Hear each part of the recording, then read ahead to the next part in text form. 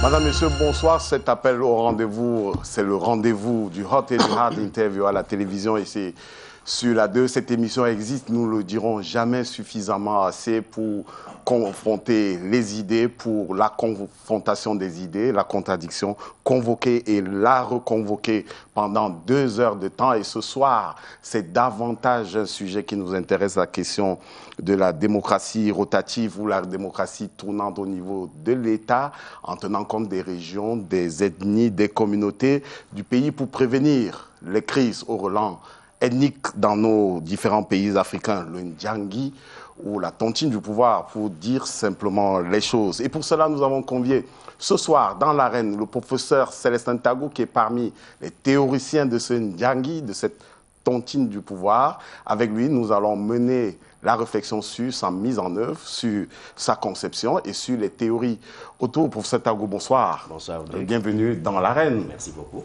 Merci d'avoir accepté notre invitation. Vous venez de mettre sur le marché, est-ce qu'il faut dire marché, vous allez nous indiquer, vous venez de mettre en tout cas en librairie, démocratie rotative, les élections et élections présidentielles en Afrique, transcendance et transformation politique des conflits ethnopolitiques dans les sociétés plurielles. Exactement. L'idée partie d'où, de quoi? L'idée part d'un constat fait depuis les années 2002 dans mes études doctorales à Francfort, du fait que de 90, quand on lance les mouvements démocratiques en Afrique, jusqu'en 2002, on se rend compte à l'évidence qu'on a raté un coaching en 90. On aurait dû se poser la question de savoir, après la bolle, quel est le modèle qu'il fallait pour l'Afrique. Ce travail n'a pas été fait. C'est-à-dire par les intellectuels, que ce soit les sociologues, les politologues, les juristes, ce travail n'a pas été fait. Voilà où l'idée part. Ah, je signale, vous l'avez indiqué, vous avez soutenu votre thèse doctorat en Allemagne en 2006. Oui. Et tout de suite après, vous avez théorisé la démocratie rotative. Vous êtes doyen de la faculté de sciences politiques, sciences sociales et relations internationales à l'UPAC, l'Université protestante d'Afrique centrale, basée ici à Loncac. En tout cas, le campus principal est situé à Loncac. Merci d'avoir accepté notre invitation. Je l'ai indiqué dans le journal il y a un instant. J'ai convié 2 confrères pour mener la partie interview de cette émission. Vous le savez, l'arène, c'est le choc entre l'interview et le débat. Et pour l'interview, Ludovic Camara, rédacteur en chef adjoint du journal du Cameroun.com, est bien installé. Bienvenue dans l'arène une fois de plus. Bonsoir. Bonsoir, Audric Tonguet. Merci d'avoir accepté notre invitation. Merci à vous. À côté de vous, Serge Aimé Bicol, le chef de service politique de RTS Radio Tchéménie Siantou. Bonsoir, bienvenue. Bonsoir, Audric. Vous avez un background de sociologue, dont vous êtes très à l'aise en matière de sciences sociales. On verra en tout cas comment les sciences sociales vont croiser le verbe ou le faire avec les sciences politiques. Ce soir, on a eu un avant-goût au cours de la présentation de cet ouvrage avec le professeur Claude Abbé qui a mis des réserves au point de vue social, la mise en œuvre de ce programme, de cette idée de démocratie rotative. Et nous entrerons de plein pied dans le débat vers la première heure de cette émission avec Pascal Elaela, docteur en sciences politiques. Ce sera le cœur de notre débat. Et puisque tous les protagonistes sont bien installés, je vous invite à traverser la première borne de cette émission.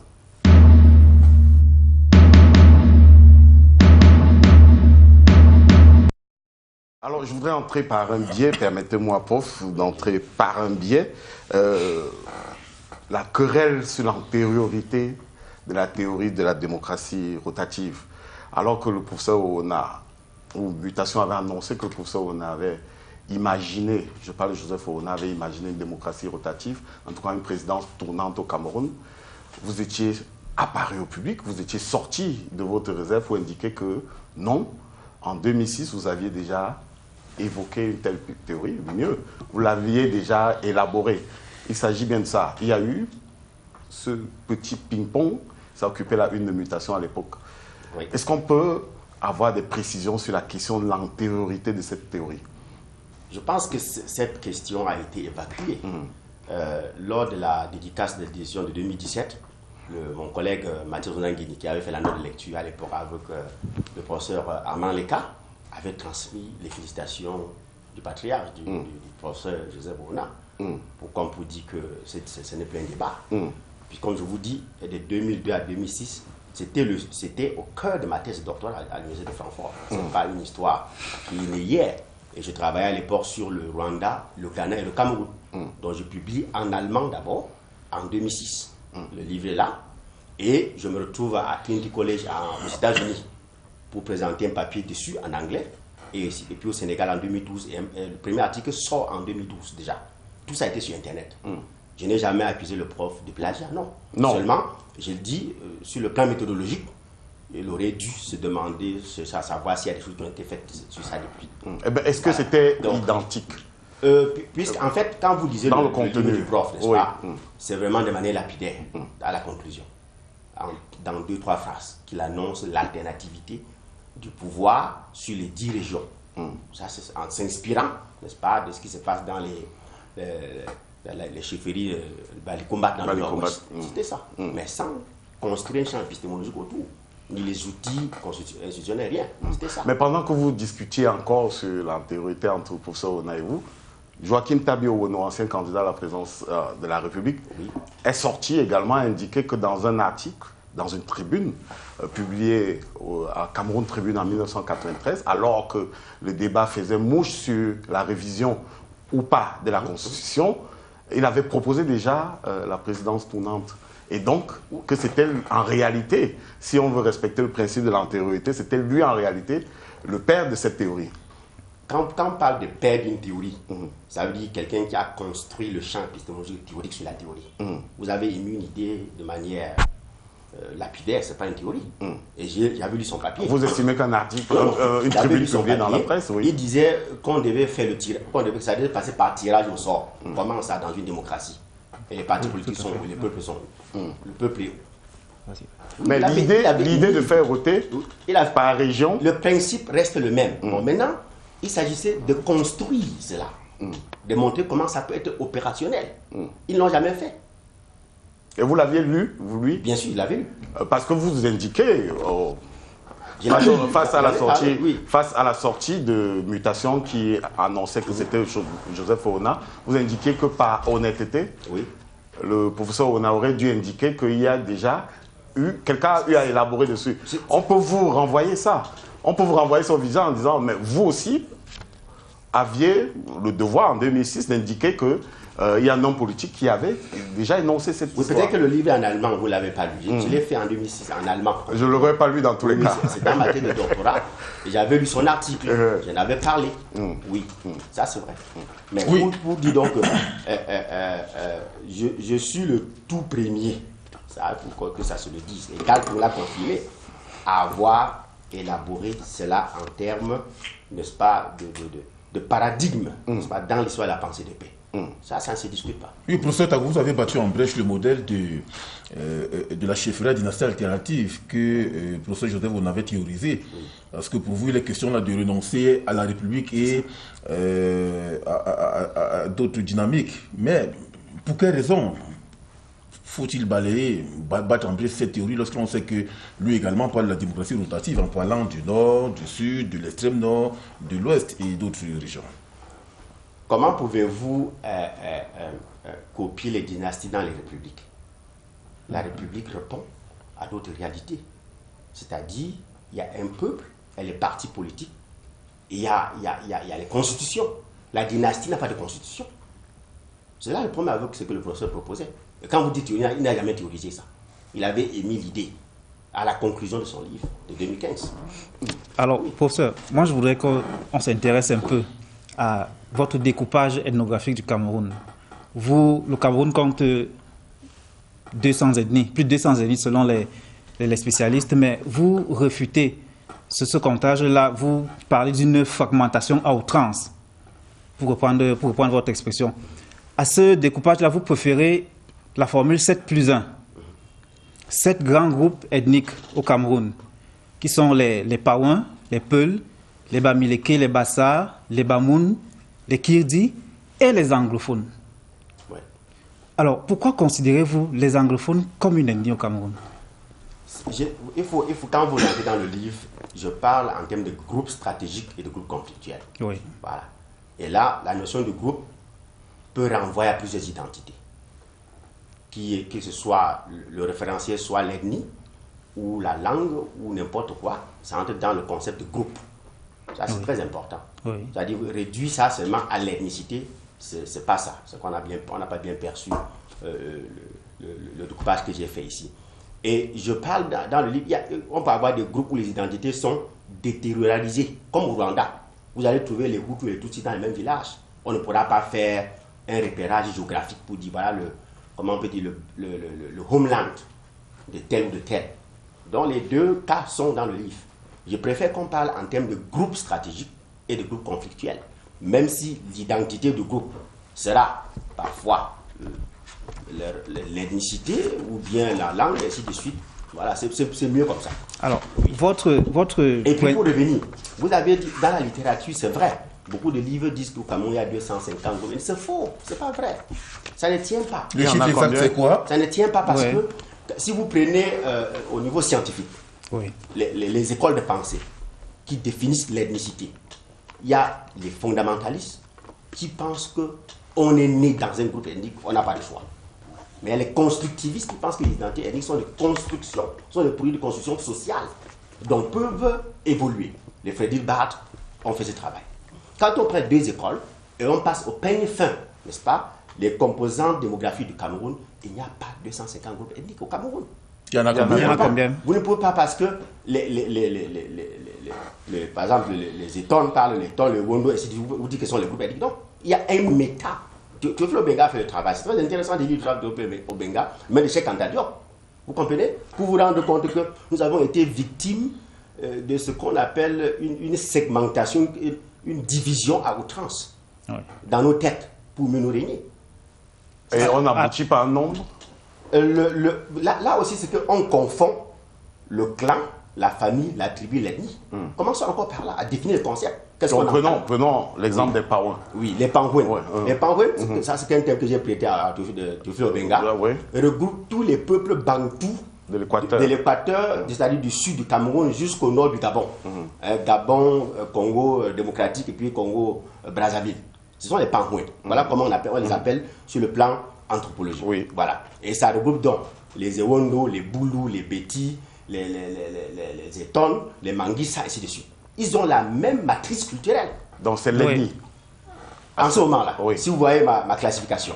Parce que j'ai fait un effort conceptuel à dépouiller, n'est-ce pas, ces concepts que nous utilisons tous les jours pour dire les choses différentes de leur connotation du 19e siècle européen.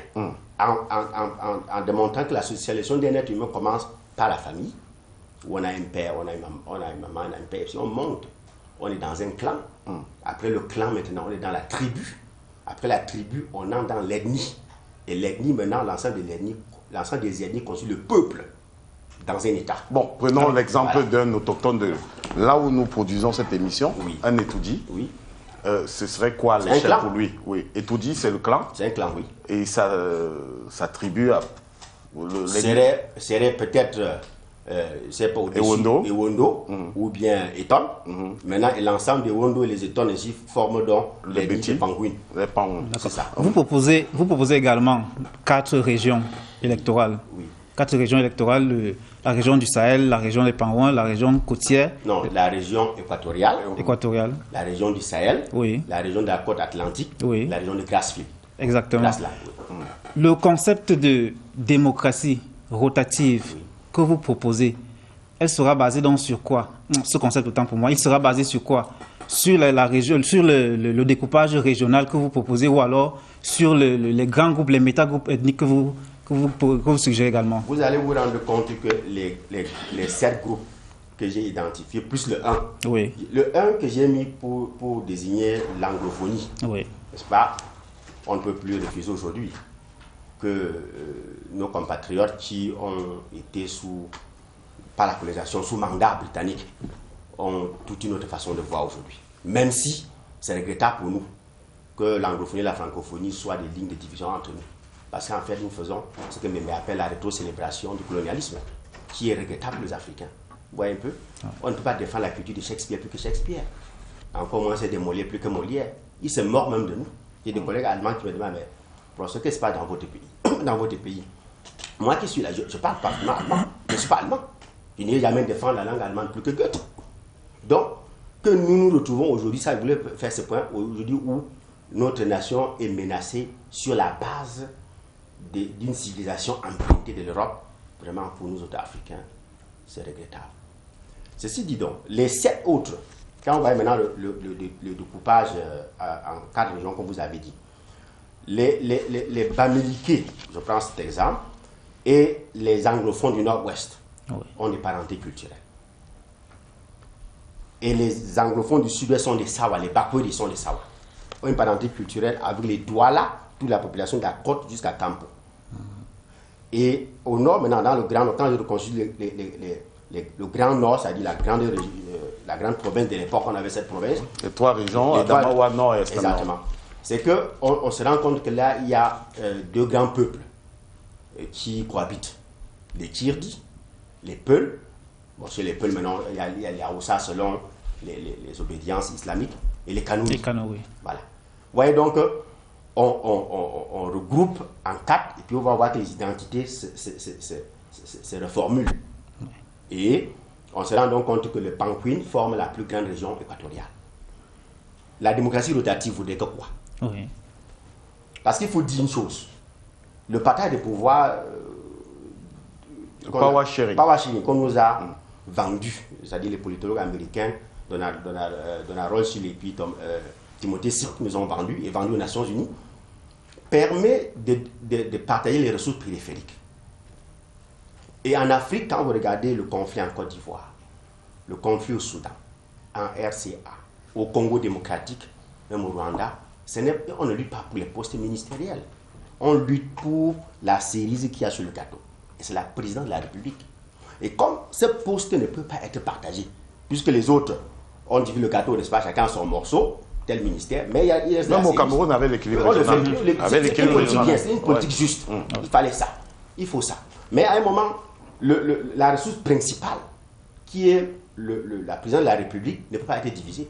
Physiquement, ce n'est pas possible. Même politiquement, ce n'est pas possible. La rotation supplée donc à cette incommodité. Quelle est la garantie que la rotation pourra nous permettre d'éviter des injustices sociales? Le power sharing ne va pas disparaître complètement. Les skills ne vont pas disparaître. Ça dit la politique ne va pas disparaître. Mais seulement la ressource principale qui fait vraiment en Afrique sera maintenant les Cameroun. Je ne parle pas du Cameroun parce que j'ai été. En tout cas, notre public est essentiellement camerounais. Ah d'accord. Donc ça ne nous gêne pas. Voilà, ça ne nous gêne pas. Donc le peuple aura donc la possibilité, si on dit, comme j'ai proposé, que de 2018 à 2028, le président sera de la zone, de la région équatoriale, pas des régions électorales. Alors tous les partis politiques du Cameroun vont chercher leurs candidats dans la région équatoriale et battre campagne pour lui, surtout la République. C'est tous les Camerounais qui vont voter. Mais pour ça, vous comprenez? En ce moment-là, les coalitions politiques vont se faire sur la base des programmes politiques et non sur la béquille ethnique. On aura donc transcendé déjà le problème de l'ethnicité. Et bon, l'anglophonie sera résolue. Parce que les anglophones du Nord-Ouest sont maintenant avec leurs frères Bamileke, ça je vous le dis, et ceux du Sud-Ouest sont avec les Sawa. Justement pour ça, autour des grasslands ou des grassfields, et il peut arriver que ce soit les Bamileke ou les Bamoun qui soient élus. Au point mandat de 8 ans qu'on vous... Enfin, une possibilité de faire 8 ans qu'on vous proposez. On va faire le tour des 7 autres régions, on revient, ou bien on fait le tour 2-3 fois, on arrive à la côte. À la côte, c'est les Sawa, chez les Sawa, c'est les Mbo, les Abo, ou encore les Bakossi, les Douala, qui sont élus. Donc une deuxième fois, on n'a ni les Bakweri, ni les Bakossi, ni les Bamenda. Et en fait 3 tours, parce que le nombre voudra peut-être... Non, on va faire 4, il y a 4 régions électorales sur lesquelles le pouvoir doit roter, à raison de 2 mandats par région. Donc si on reste au septennat, ça fera 14 ans par région, fois 4. Ça fait combien? Vous pouvez faire les mathématiques. 14 ans fois 4, ça fait 54 à peu près. Exactement. Voilà. On fait 2 tours, c'est-à-dire en 52 ans. Au 54, on aura fait 1 tour un tour, n'est-ce pas, de tous les 4 régions. Et si on fait encore un deuxième tour, on va trouver à 112 ans, n'est-ce pas?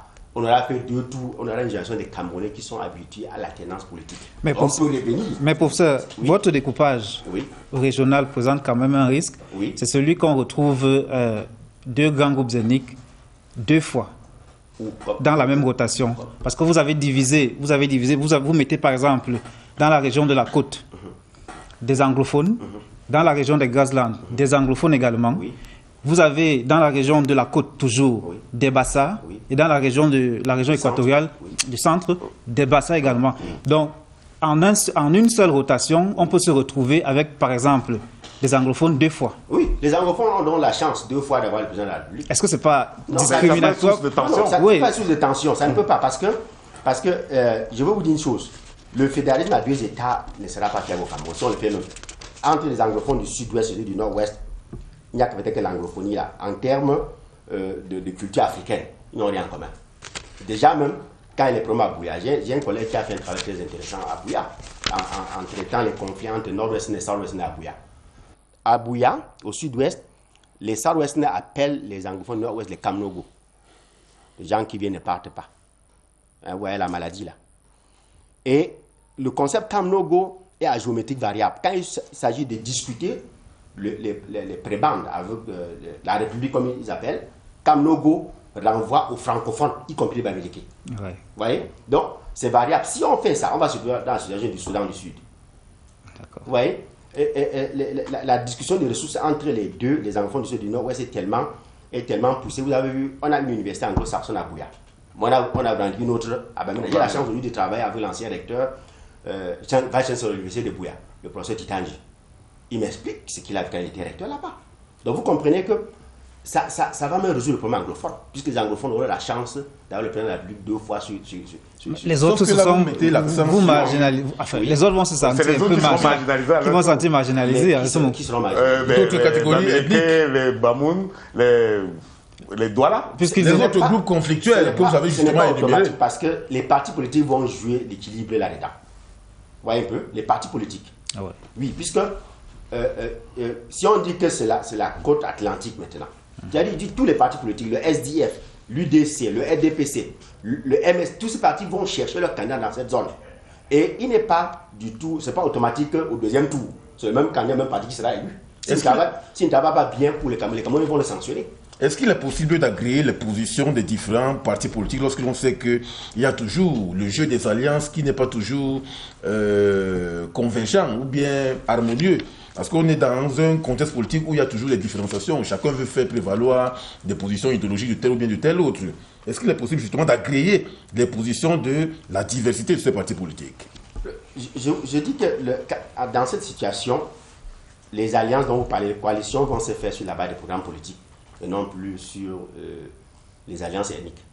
Et lorsque l'on sait que le courant idéologique des partis politiques sont diamétralement opposés, est-ce qu'il est possible d'agréer par exemple la social-démocratie et par exemple le libéralisme? Ça dépendra des partis politiques. Si vous voyez que, en tant que social-démocrate, votre programme passe avec les écologistes, en Allemagne ça se fait. Il y a des gouvernements où on a les écologistes, les sociaux-démocrates ou bien la CDU ou les chrétiens-démocrates. Ça dépendra des partis politiques, ce n'est pas du peuple camerounais. On n'a pas besoin de régler ça dans le livre.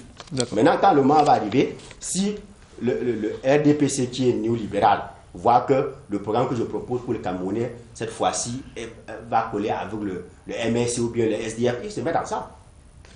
Vous proposez... Mais ce ne sera plus, je reviens, ce ne sera plus parce que,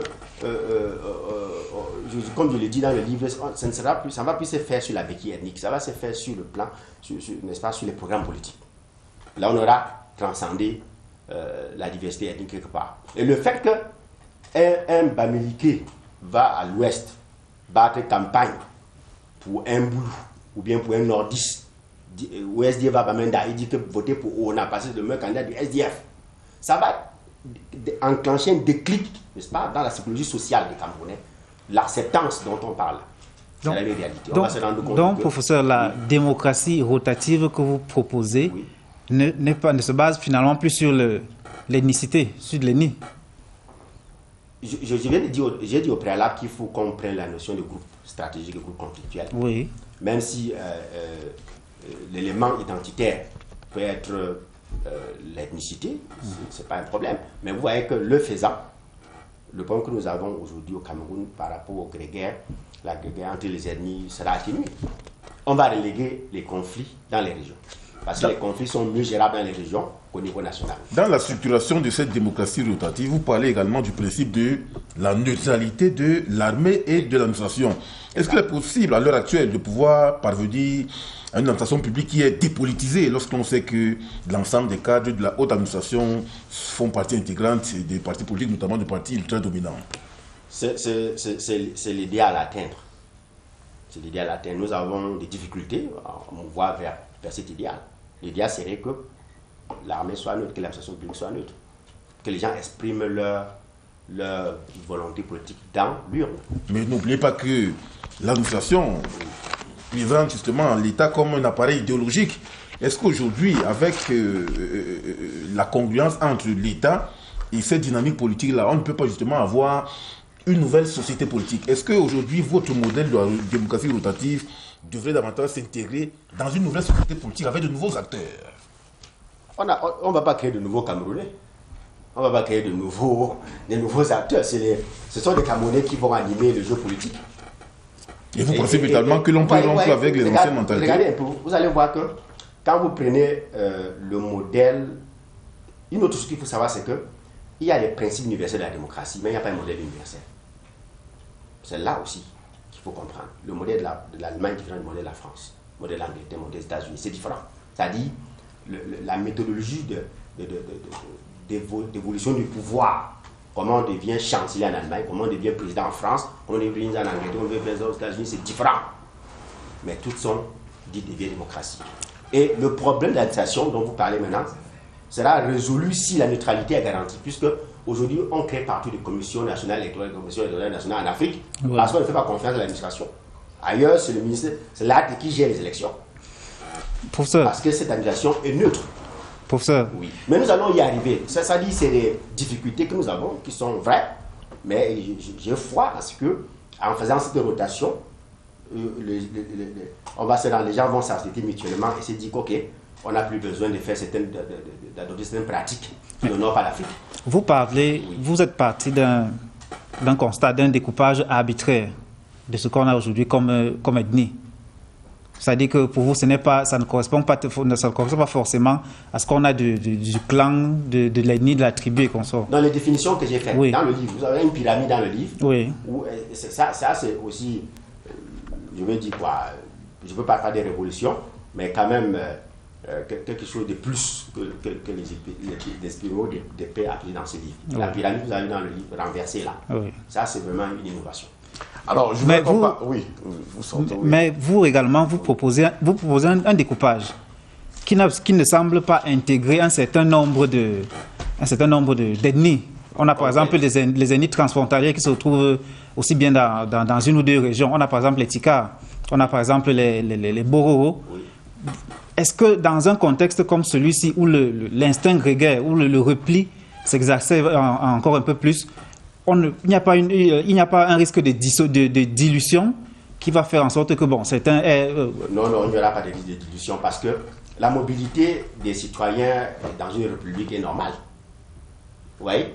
Et puis, comme je l'ai dit dans le livre, il y a des identités déterritorialisées, c'est-à-dire qu'on ne peut pas dire parce que le homeland est tel institution. Et puis, nous sommes en sciences sociales. Ouais. Il n'y a pas de 100% en sciences sociales. Nous ne sommes pas en mathématiques. Alors, je voudrais qu'on revienne à l'identité. Oui. Comment on détermine dans ce contexte les origines des uns et des autres? Comment on détermine qu'un tel est originaire du centre, un autre est originaire du nord? Vous allez peut-être me dire qu'on est dans une société patriarcale, mais il y a des gens qui n'ont pas de père. Ah bon, il y a des gens qui n'ont pas de père, ça je ne sais pas. Ben ils sont nés comme du Il y a des gens sur leur CNI, c'est PND. Ça c'est vrai. Peut-être le père ne s'est pas déclaré. Voilà, non. Je ne sais pas. Quand on a fait les sénatoriales au Cameroun, là, on a nommé les gens en tenant compte de quoi? Nous ne voilons pas les yeux. de leurs origines. Nous voilons pas Et il y a les yeux. justement eu débat sur Oui. certains cas. Oui. Le cas de Plef Flambon-Gaya, Oui. sénateur Dans le UNDP, Oui. dans le littoral. Oui. Plef Flambon-Gaya est manifestement originaire d'Undé à l'ouest, Oui. mais le président de la République a décidé qu'il est originaire du littoral. Voilà. Voilà des cas de figure devant lesquels on sera confronté. Oui, mais après les élections, on ne peut pas avoir ça. Parce que le peuple va sanctionner. Mais il faut que le dossier soit jugé recevable, j'imagine. Oui. Il faut, Si un parti politique prend le risque. si on a décidé que c'est le tour du centre, on va recevoir que on va déclarer candidats que des personnes issues ou bien originaires du centre. Exactement. Je crois que c'est de ça qu'il De s'agit. la région équatoriale. De la région équatoriale. Oui. Mais alors, si vous avez quelqu'un qui est né d'une mère du centre Oui. et qui n'a pas été, qui n'est pas né dans un mariage, qui a un parent qui est connu de tous, mais qui n'a pas reconnu, c'est les réalités camerounaises, Oui. et dont la mère est née à l'ouest, Comment et on détermine l'enfant lui-même né finalement dans le Grand Nord. Oui. Au Comment moment de déterminer? candidater, Oui. est-ce que ses ennemis politiques ou ses adversaires ne vont pas lui retorquer que voilà, vous n'êtes pas d'ici? On a souvent vu Vous ça savez, même dans le football. Oui, on a des multiples identités. Hein. Chaque être humain a beaucoup d'identités. Oui, mais on va régler la question et comment? actionne au moment où il veut l'identité qui lui donne beaucoup d'avantages en tenter. Je reviens, je lui dis, si un parti politique prend le risque, n'est-ce pas, de prendre un candidat qui ne sera pas accepté par la région, qui a le tout, c'est ce parti qui sera disqualifié. Moi, je Pourquoi? parle de la recevabilité du dossier. Parce qu'il faut que, du point de vue légal, qu'on règle la question. Oui, c'est ça que je C'est-à-dire, dis. si vous déposez un dossier qui n'est pas complet, Oui. j'imagine qu'il sera rejeté. D'abord, le premier filtre, c'est le tamis de la sélection des candidatures. Rodrigue, Oui. l'équilibre régional se gère comment? L'équilibre régional, c'est sur la base pour l'accès Oui. à l'administration par le concours administratif et autres recrutements d'un texte réglementaire Oui, il y a un texte qui réglementaire remonte de des années à pourcentage. Idio. Oui, Oui, oui, Qui qui a remonte des été- années, oui. Qui a été... Et les gens sont fondés, suffit. chaque fois que ce n'est pas respecté, de dénoncer. Alors, je dis, si on avait érigé la démocratie rotative en mode de sélection du président de la République ou d'élection du président de la République, Oui. on commence par des candidatures. Oui. Ben, on a un candidat qui est populaire, qui estime que ça, c'est le tour de l'Ouest. Oui. Et donc, il met en avant ses origines maternelles à l'Ouest. Oui. Est-ce qu'à ce moment, on lui refuse, on lui empêche d'être candidat? Ça, c'est au législateur de régler. Moi, je suis politologue, sociologue. J'observe, n'est-ce pas, les tendances, je peux dire, globales ou générales. Le législateur, les juristes vont s'asseoir et régler le problème. Ça va se régler dans une licence politique. Et le règlement de ce type de litige va porter sur quoi concrètement? Parce qu'il faut maintenant peut tabler être sur les source de déterminants conflit. Oui. qui permettront On d'éviter pourra s'inspirer- les discriminations dans ce sens. Non, il y a les pourcentages pour l'équilibre régional dont on a parlé. J'ai parlé de ça dans le livre. Depuis il y a un jour qui a été aussi validé en 82-84 par le régime actuel. Il y a les pourcentages bien définis. On dit telle région, 2%, 12%, 13%. Tout à fait. On pourra rentrer dans les documents et comprendre comment ils sont arrivés à ce pourcentage-là. Voilà, ça c'est un travail qui doit être encore fait. Le livre n'a fait que baliser le cadre conceptuel et théorique. Maintenant, dans l'implémentation, on aura besoin d'autres ressources pour pouvoir structurer certaines choses. Alors, mais- oui. Et maintenant, vous mettez les différents autres critères portant sur la compétence politique, la culture politique, Oui. dans quel giron? C'est les partis politiques qui vont régler ça. C'est au sein des partis politiques. Oui, ce n'est pas au législateur de régler pour de compétences politiques de popularité d'un candidat, c'est les partis politiques. Si vous voyez que dans mon parti, tel Tongué est actuellement le politicien le plus en vue et qui est de la région, c'est le parti politique qui va régler le problème. Et s'il est le plus en vue, Oui. et que ce n'est pas le tour de sa région, Et ça, il doit attendre 54 ans. Où est le problème? Et s'il a... On ne peut pas imaginer la vie d'une nation en termes de vie d'un être humain. Mais non. c'est les ambitions des êtres humains Je qui comprends. bousculent la règle Je et comprends. qui sont souvent source de conflits, malheureusement. Oui, mais ces conflits sont donc réglés par la législation. Oui. Sauf qu'on va assister à la mort de certains hommes politiques dotés d'une certaine légitimité politique, parce que véritablement, il faut satisfaire à des préoccupations portant sur les groupes conflictuels dont vous avez parlé. Quand vous regardez combien de temps Mobutu a fait au pouvoir au Congo, en République démocratique du Congo, et peut-être certaines longévité aussi, je me dis, on peut bien attendre 40 ans. Je reviens pour dire que... Entre-temps, cet homme politique va vieillir. Il est le seul. Il n'est pas le seul. Si vous pensez qu'une nation, qu'une nation en une tentée là, il n'y aura qu'une seule personne qui peut faire la chose? Non.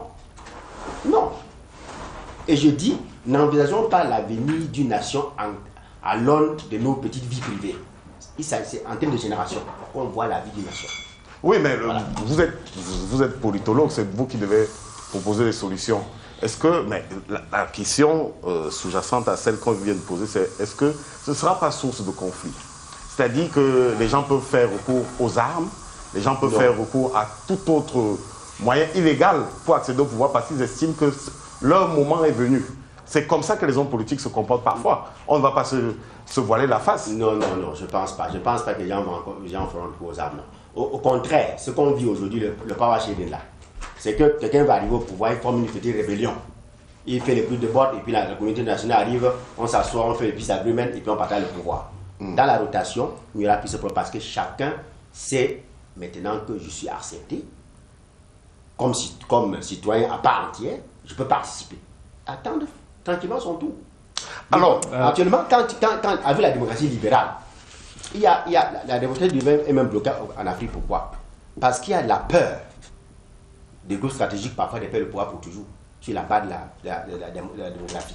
Et puis les frustrations. C'est pour ça que vous dites dans votre livre que on commencerait la démocratie rotative en 2018 par les Pawins pour les rassurer que ce n'est pas un stratagème pour leur arracher le pouvoir. Bien évidemment, il faut le faire, il faut être réaliste.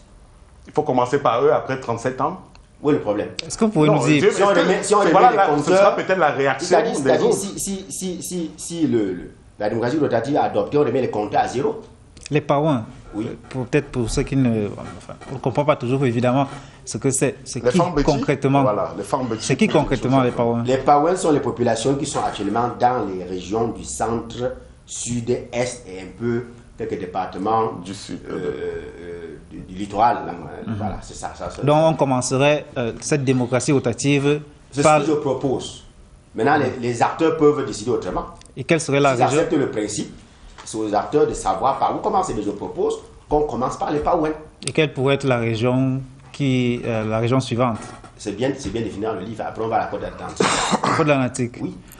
Mais les nordistes attendent. Bien sûr. Mais vous savez qu'il y a un ténor de la scène politique nordiste, originaire de Mayo Sava, si je m'en de Mayo Sava, ancien vice-premier ministre, qui a indiqué qu'il n'était pas question que le pouvoir retourne, que le pouvoir reste chez les Pawins ou qu'il aille dans les Grades-Fils, qu'il revienne au nord, parce que c'était la passe.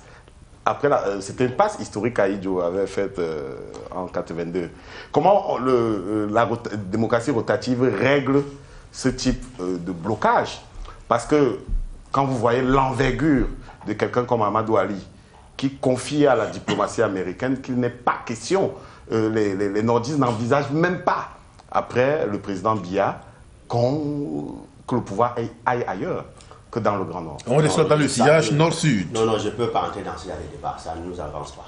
Mais c'est la réalité. Votre théorie sera confrontée à cette réalité. Attendez, je vous dis, on ne peut pas aller sur la base des conjectures, des supputations pour construire quoi que ce soit. Il faut qu'une recherche scientifique soit menée dessus. Voilà, pour qu'on ait les idées claires, nettes sur ça. Mais tout le monde, il faut comprendre, aucun Camerounais n'a envie que ces pays se divisent. Et je pense que la rotation va assurer les uns et les autres. Même si ce n'est pas eux aujourd'hui, ça sera leurs enfants demain. Oui. Vous dites que si on commence chez les Pankouines, on va à la côte atlantique, les autres vont attendre. S'ils attendent, quel est le Cameroun est le problème? Cette attente-là, il y a un ensemble de facteurs que l'on peut également interroger. Est-ce qu'aujourd'hui, le problème réel de cette démocratie rotative ne se focalise même pas essentiellement sur la refonte même du système global Parce qu'il y a des problèmes de gouvernance qu'il faut reposer, il y a des problèmes du code électoral, il y a des problèmes de la constitution de la République. Oui, mais le code électoral sera modifié, je propose. Oui. Pour s'adapter. La constitution sera adaptée à cette nouvelle donne. Alors, pour revenir, pour revenir à notre réalité, la démocratie rotative un peu appliquée dans certaines de nos localités, au niveau du choix du député, je voudrais prendre l'exemple du Ndé. Il y a une loi non écrite dans le Ndé qui voulait, jusqu'à l'accession ou bien l'élection de Jean-Claude Feuteux comme député du Ndé, parmi les députés du Ndé, qui voulait que le siège, certains sièges de députés soient tournants, qu'on aille de Bazou vers Balengou, qu'on tourne, qu'on revienne à Tonga où se trouve le député. Mais il y a une sorte de blocage depuis 2008. Vous savez, vous avez certainement reçu l'écho des bruits qu'il y a eu en 2007 ou 2008. Vous êtes parvenu. En 2013, le député Jean-Claude Feuteux a demandé que Tonga soit érigé en circonscription électorale pour que cette localité ait cette chance de présenter son fils comme député, parce que c'était, au vu de tout ce qui a été fait, le plus dynamique du département. On est obligé de le confesser. Est-ce que finalement, est-ce que les gens qui ne pensent pas qu'ils ont un destin providentiel ne vont pas venir saper, c'est ma crainte depuis le début de l'émission, ne vont pas venir saper tout l'enthousiasme qu'il y a derrière votre théorie? Non, on ne peut. La majorité prime sur les individus. Franchement. C'est pas parce qu'on aura un candidat sans être le plus en vue que le peuple va nécessairement lui faire confiance. De deux, la rotation, comme vous le dites, si le besoin était exprimé, ça veut dire que le besoin là, ça veut dire que les gens ont besoin d'une autre forme de dévolution de pouvoir. La rotation, comme je dis dans le livre, c'est fait dans toutes les organisations internationales. Nous avons pris les Nations Unies. Le secrétaire des Nations Unies rôde sur les continents. Et c'est la condition, c'est même l'élément qui fait que les petits et les grands puissent se mettre ensemble. Mais justement, quand on regarde au niveau de l'Union européenne. Mais le secrétaire général des Nations Unies a quel pouvoir? Justement, pour ça, regardons-nous les yeux dans les yeux. Quand vous demandez c'est le premier fonctionnaire international, s'il vous plaît. Mais, justement, pour ça, vous prenez les Comores en exemple. Vous prenez les Comores en exemple de la démocratie rotative où ça a marché. Oui. Vous présentez la démocratie rotative comme le médicament qu'il faut pour régler le problème d'ethnie. Oui. Or, l'exemple que vous prenez des Comores n'a pas marché, n'a pas beaucoup marché ces derniers temps, parce que si le système rotatif a été institué depuis les années 2000, il a été grippé dès l'année dernière par le président Assali Assoumani, qui a estimé qu'il ne passait pas son tour. Vous savez pourquoi? Je le dis dans le livre. Je mets un bémol dans le livre. Oui. J'ai pris le cas des Comores pour rappeler que le Comores est constitué de 4 grandes îles. Il y a Grande Comore, il y a Maui, il y a Mayotte et Angon. Voilà. Donc, cette île a eu trop de coups d'État. Jusqu'en 2001, vous avez adopté, la présidence de l'Union doit être tournante sur les îles. C'est-à-dire la présidence de l'Union. Exactement. Et chaque île doit avoir son président. Oui. Seulement, ce n'était pas une démocratie rotative, puisque les primaires s'organisaient que dans l'île qui avait le tour, et non par les partis politiques. J'ai mis un bémol dessus. Donc, ce qui se passe maintenant ne me surprend pas. S'ils avaient adopté vraiment toute la nomenclature de la démocratie que j'ai prescrit ici, on ne serait pas arrivé à ce cas. Ils n'auraient pas fait ce rétro-pédalage. Puisque, dans leur cas, comme je l'ai dit, c'est l'île qui a le tout, qui organise les primaires et prend 3 candidats, sans passer par les partis politiques. Là, c'est biaisé. Mais on a toujours le risque qu'un oui, c'est biaisé. Un homme décide que, bon, lui, comme M. Tonga disait tout à l'heure, lui, il se considère comme un homme providentiel, oui, et qu'il doit continuer à régenter, à diriger. C'est le cas au Comores en ce moment. Oui, c'est pour ça que je dis qu'il y aura des garanties. L'État qui s'engage avec le doit donner certaines garanties à des structures supranationales. En cas de blocage, qu'est-ce qu'on fait? Vous posez la rotation dans votre ouvrage comme conditionnalité de l'aide publique au développement. Exactement, le respect. Oui, voilà. Mais on constate que on reste toujours prisonnier de la coopération internationale. Est-ce qu'aujourd'hui, il n'est pas question d'élaborer des mécanismes coercitifs et répressifs à l'interne pour justement faire fonctionner cette démocratie rotative? Quand vous parlez de mécanismes coercitifs et répressifs, ça me fait peur. Mais on n'a pas besoin de répression de la coercition en démocratie. C'est la conviction. Je dis ça, je dis juste que un pays qui s'engage doit léguer un aspect de sa souveraineté aux structures supranationales comme l'Union africaine. au cas où un candidat veut bloquer la rotation, que l'Union africaine et les Nations unies puissent appliquer le droit d'ingérence pour déverrouiller la situation. Alors, vous prenez l'exemple, vous inspirez un peu, vous suggérez en tout cas le cas de la chefferie de Balikumba. Non, c'est pas moi. Ah, le professeur Ona, en tout cas. C'est pas moi. Mais vous estimez que ça peut se faire? Non, j'ai dit que ça s'est déjà réalisé. Et vous prenez ce cas-là? Non, j'ai dit qu'on ne peut pas prendre le cas d'Ajibou Bayakou pour appliquer sur les républiques. C'est ce que j'ai dit. Oui, puisque ça ne tient pas compte de la démos. Oui. La volonté du peuple. Et justement, on a l'impression que vous réduisez la démocratie au pouvoir suprême, à la présidence de la République. On a bien cette impression, on fait très peu cas dans votre discours des autres principes qui sont les libertés individuelles et collectives, qui sont le suffrage universel. Oui, j'ai dit ça sont les principes universels de la démocratie, c'est différent. Oui. C'est différent du modèle. Oui. Ces principes sont universels. Toute démocratie doit respecter ça. Maintenant, le mécanisme d'accès au pouvoir, n'est-ce pas, dépend des pays, de leur histoire. Comme je viens de vous dire, l'Allemagne a son mécanisme. Comment on devient chancelier en Allemagne? C'est pas la même chose comment on devient président en France. Oui. C'est pas la même chose qu'on devient premier ministre en Angleterre, comment on devient président aux États-Unis. Et ces pays sont inspirés de leur histoire, de leur culture, pour structurer leur méthodologie. Aux États-Unis, par exemple, vous pouvez perdre des élections ayant eu la majorité populaire. C'est le cas d'Hillary Clinton. Donc elle a eu 3 millions de voix. Dans la démocratie n'est plus nécessairement la majorité. L'expression de la majorité, non. Alors, pas la majorité populaire, en tout cas, peut-être la majorité des représentants. Voilà, les grands électeurs. Alors que qu'on soit grand ou petit, on a une seule voix en démocratie. Voilà. Professeur, dernière question avant le duel. Comment on règle le problème des minorités dans ces grands ensembles que vous découpez là? C'est-à-dire que dans une région, par exemple, la répartition n'est pas égalitaire. Vous faites quoi des gens de Bangassina, ce qu'on appelle les Sanaga, par exemple, chez les Pawa? Vous faites quoi des minorités au sein de ces régions-là? On risque de ne pas écouter leur voix parmi les Fambeti, les Beti Benanga et tous les autres. Je vous dis que ces peuples ont les mêmes métagroupes. Le Bantou, la langue, tu veux appeler ça le méta-Bantou, desquels les autres, on appelle ça les dialectes, découlent. On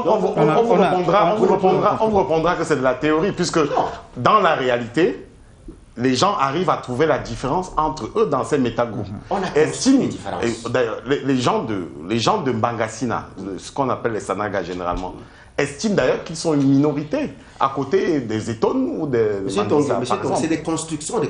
Mais c'est la réalité. Je suis d'accord. Je suis d'accord, n'est-ce pas? Je vous oppose la réalité. Oui, je suis d'accord. Oui. Vous avez l'impression maintenant là. Non, moi je parle d'eux. Moi je collecte ça auprès d'eux. Je vous dis donc ici. C'est les produits des constructions sociales qui peuvent être déconstruites. Actuellement, on gère le produit, puisque c'est là. Mais demain, on n'aura plus les mêmes constellations. Voilà. Donc convaincre un Sanaga qu'il est de la même ethnie qu'un Boulou, ou bien qu'un Fong, oui. Il devrait se considérer... Il faut tout ce travail. Est-ce qu'il ne faudrait pas une rotation qu'on retrouve à Bafang, ou bien à Chang, à Sanchou, à Makenene, à Kekem à Bafang, ou à Mbwebo dans le Onkam, ou bien à Sanchou dans la Menois, ou bien des Chang qu'on retrouve dans le sud-ouest, dans le Bialem. On fait quoi? Ils se retrouvent... Est-ce qu'on va dire... Je veux comprendre. Quand on est arrivé autour de la région de l'ouest, ou bien de Grassfield, est-ce que la voix des mots de Bafang peut se faire entendre dans le concert de voix de Bamileke à côté? Pourquoi pas? Comment? Pourquoi pas? Parce que à Kekem, j'ai vécu à Kekem. Oui. Kekem est dans l'ouest. C'est dans le département du Onkam. Du Onkam, exactement. S'il y a un beau là qui est en vue et qu'un parti politique décide de faire son candidat, où est le problème? Si le peuple camerounais le vote, où est le problème? Il n'y a pas de problème. Est-ce qu'il ne faudrait pas instituer une rotation dans la rotation? Dans la rotation au niveau de la région. Exactement, voilà, vous verrez vraiment au point. J'ai construit la rotation au niveau de la présidence de la République. Des grands ensembles. Maintenant, si on arrive à la décentralisation, on peut encore aller au niveau inférieur et essayer de trouver des passerelles pour implémenter encore au niveau inférieur. D'accord. Et ça va satisfaire tout le monde. Merci, nous allons suspendre cette interview pour laisser de la place au débat et nous avons convié en plateau Pascal Ella et la politologue également qui ne croient pas à la mise en œuvre de la démocratie rotative. C'est le sujet du duel de ce soir.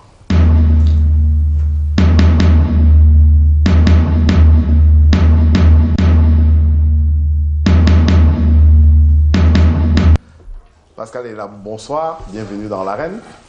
Bonsoir, Audrey. Je vous ai vu prendre beaucoup de notes pendant que nous échangions avec Célestin Tagou. Il y a deux formules pour entrer dans l'arène. Nous vous proposons deux formules. Vous choisirez une des deux. Vous pouvez rentrer par des questions directement ou bien vous pouvez poser un regard global sur ce qui a déjà été dit ici depuis le début au sujet de la démocratie rotative. Bon, c'est vrai que je vais rentrer dans la pédagogie qui est habituelle. J'espère que le professeur et moi va vibrer en phase. Je vais rentrer dans la pédagogie habituelle qui est à l'œuvre dans les espaces académiques et intellectuels, c'est-à-dire essayer d'opérer d'abord un regard quasi synoptique sur ce qui a été dit et bien entendu après procéder justement à notre maïeutique habituelle qui constitue justement la toile de fond de ce qui rentre dans la perspective du duel. Déjà, à comprendre le professeur, on est dans l'hypothèse d'un nouvel apprentissage. L'apprentissage de ce que j'appellerais les mécanismes de régulation politique en contexte de pluralité des démocraties africaines. En fait, c'est dans cette problématique-là justement qu'on peut situer l'ouvrage du professeur. Mais déjà, il faut soulever qu'il y a un ensemble de paramètres avec lesquels on ne peut pas être d'accord. Et c'est des paramètres justement qui vont un peu obérer justement la mise en place de ce qu'il entend par la démocratie rotative. Et c'est peut-être par là que nous allons commencer justement notre duel qui est justement la maïeutique habituelle. Donc, le premier élément à partir duquel je vais un peu essayer de reprendre le professeur s'inscrit dans le préalable. Je me rends compte justement que le professeur n'a pas posé un préalable. C'est vrai que justement dans son ouvrage, aux pages 122 et 123, il a essayé de les mettre, mais c'est un peu réducteur parce qu'il est construit de manière globale et en tenant compte justement des spécificités qui sont à l'œuvre dans des organisations internationales. Il manque un préalable. Lorsque le professeur parle justement de la démocratie rotative, ça veut dire qu'il n'y a pas eu une pédagogie préalable qui nous permet d'aller vers cette mécanique-là. Donc c'est à ce niveau justement qu'on pose le premier manquement. Professeur, dites-nous pourquoi est-ce que vous n'avez pas pensé qu'il serait opportun de commencer par un enseignement, c'est-à-dire à mettre sur agenda des moyens qui permettraient de produire justement la société camerounaise et peut-être en Afrique un travail de socialisation politique préalable, parce que c'est comme si il y aurait une manière de sauter du coq à l'âne. C'est-à-dire vous prenez la démocratie rotative comme une fin.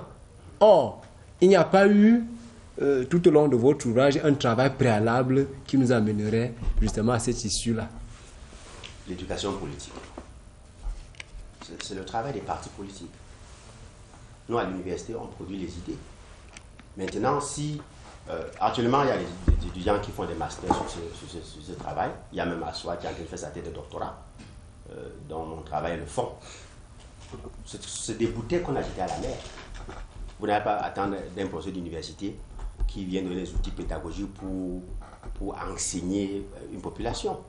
C'est les partis politiques qui doivent faire ce travail. Non, mais professeur, oui. Là, vous êtes encore un peu utopiste et un peu dans l'idéalisme. Oui. Pourquoi? Il ne faudrait pas rester dans l'idéalisme académique dans lequel on a été plongé pendant longtemps.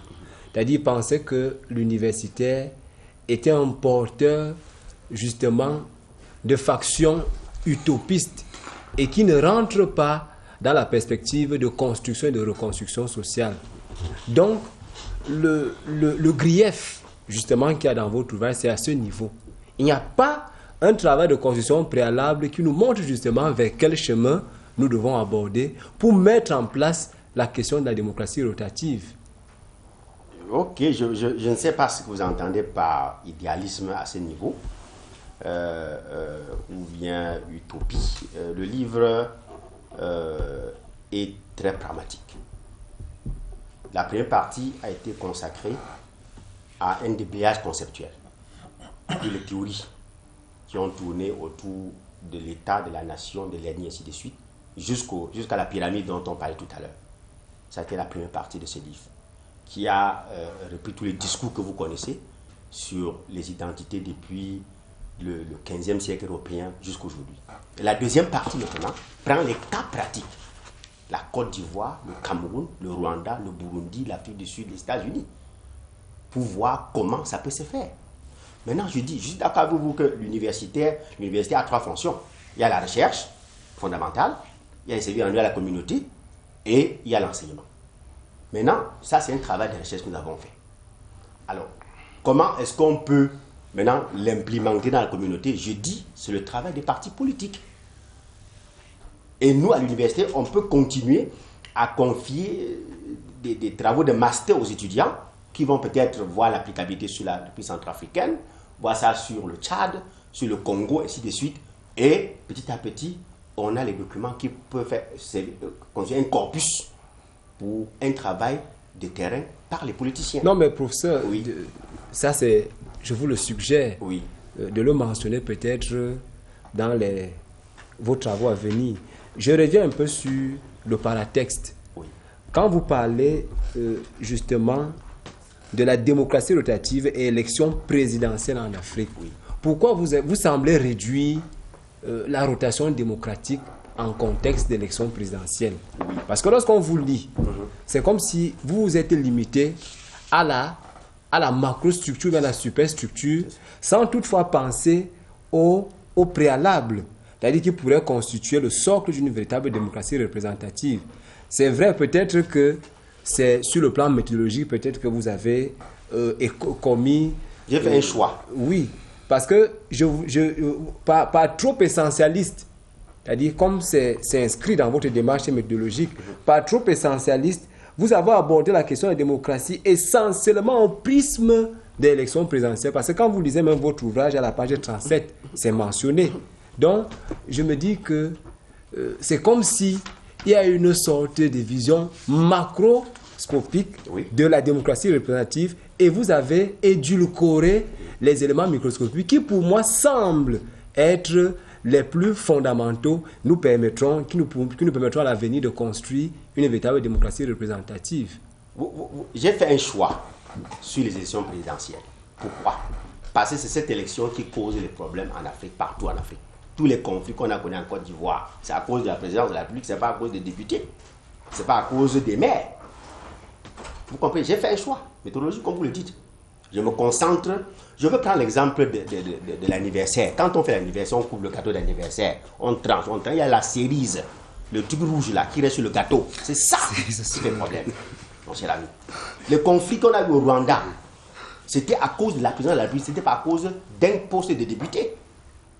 C'est un choix méthodologique que j'ai fait et vous ne pouvez pas m'en vouloir pour ça. Non, mais maintenant, prof, donc, si un étudiant prend maintenant, il veut voir, comme Rodrigue vient de le dire, au niveau de Baganté par rapport à la députation, un étudiant prend ça, il va analyser comment est-ce que la rotation peut être appliquée dans le Bamboutos, dans la Ménois, par rapport à l'élection des maires, ainsi de suite. C'est une bonne chose. Il descend.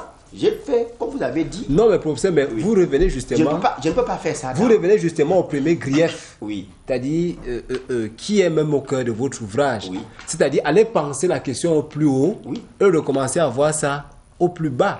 Parce que c'est ça, la dynamique de l'inculcation d'un ensemble de valeurs. Oui.